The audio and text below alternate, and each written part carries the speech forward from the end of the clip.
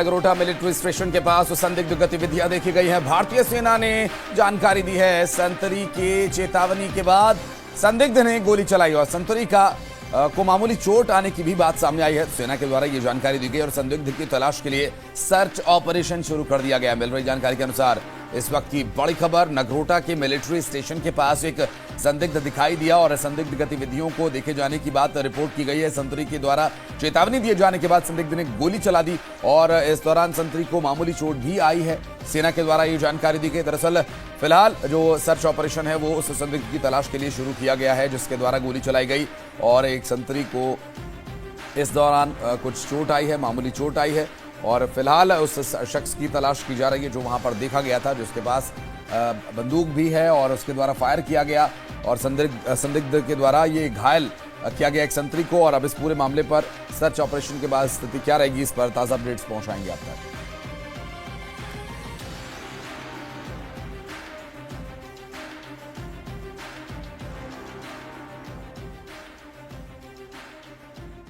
जम्मू से लेकर जैसलमेर और पठानकोट तक हमले की नाकाम कोशिशें की। भारत के मजबूत एयर डिफेंस के पीछे आखिर वो कौन से हथियार हैं जो भारत की सैन्य ताकत को न सिर्फ मजबूत बना रहे हैं बल्कि पाकिस्तान के लिए एक अभेद्य किले जैसा है। इस रिपोर्ट में देखिए।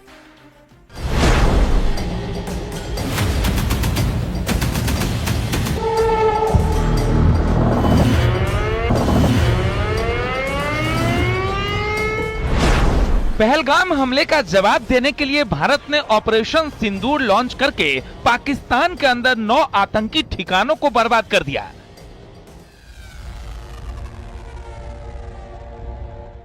भारत के मजबूत एयर डिफेंस ने चुन चुन कर एक पाकिस्तानी मिसाइल और ड्रोन्स को हवा में ही खत्म कर दिया। इसके बावजूद 8 मई की रात पाकिस्तान ने फिर वही गलती दोहराई और जम्मू से लेकर जैसलमेर और पठानकोट तक हमले की नाकाम कोशिश की।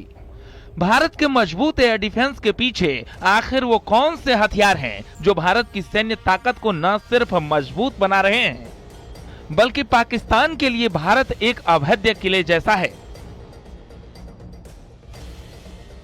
Su-400 एयर डिफेंस सिस्टम, इसकी खूबियां है कि ये 400 किलोमीटर की मारक क्षमता रखता है, 360 डिग्री निगरानी की क्षमता है, 5 मिनट में ऑपरेशन के लिए तैयार रहता है, एक साथ 300 लक्ष्यों को ट्रैक कर सकता है, एक साथ 36 खतरों को खत्म करने की क्षमता है। आकाश मिसाइल सिस्टम, स्वदेशी surface to air missile, fighter jets drone के खिलाफ प्रभावी है, हेलीकॉप्टर क्रूज मिसाइल के खिलाफ असरदार है। डीआरडीओ ने इस मिसाइल को तैयार किया है। इन दोनों हथियारों की मारक क्षमता ने पाकिस्तान के हमले को पंगु बना दिया। इसके अलावा भारत ने जिन हथियारों का इस्तेमाल किया उनमें Bofors L-70 40 mm anti aircraft gun, air defence में इस्तेमाल, दुनिया के कई देश करते हैं इस्तेमाल। शिल्का automatic anti aircraft gun, helicopter drones के खिलाफ प्रभावी, कम ऊंचाई के लक्ष्यों के लिए घातक। Samar surface to air missile system, 10 से 12 किलोमीटर तक मारक क्षमता, रूसी मिसाइलों का अपग्रेडेड वर्जन, कम दूरी वाले ड्रोन्स पर असरदार, दुश्मन हेलीकॉप्टर्स के लिए भी घातक। S-125 पेचोरा, रूस निर्मित मिसाइल सिस्टम, 35 किलोमीटर से ज्यादा मारक क्षमता, फाइटर जेट्स क्रूज मिसाइलों के खिलाफ घातक। इंडियन एयरफोर्स के पास 25 से ज्यादा पेचोरा स्क्वाड्रन। भारत ने न सिर्फ पाकिस्तानी हमले को नाकाम किया बल्कि इसके फौरन बाद सटीक जवाबी कार्रवाई भी की। भारतीय जेट्स ने धुआंधार जवाबी हमले किए और पाकिस्तान के कई शहरों में भारतीय बमों ने कहर बरसा दिया। Bureau report, news 18।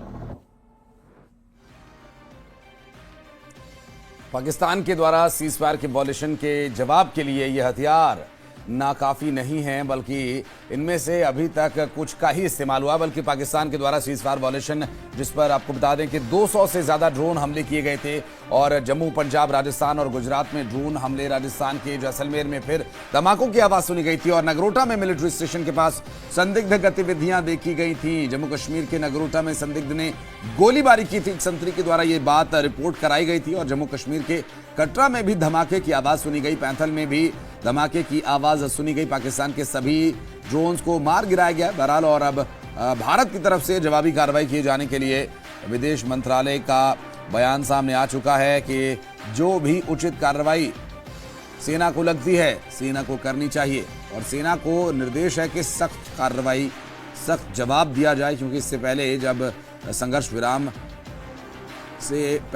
संघर्ष विराम के लिए चर्चा की जा रही थी दोनों देश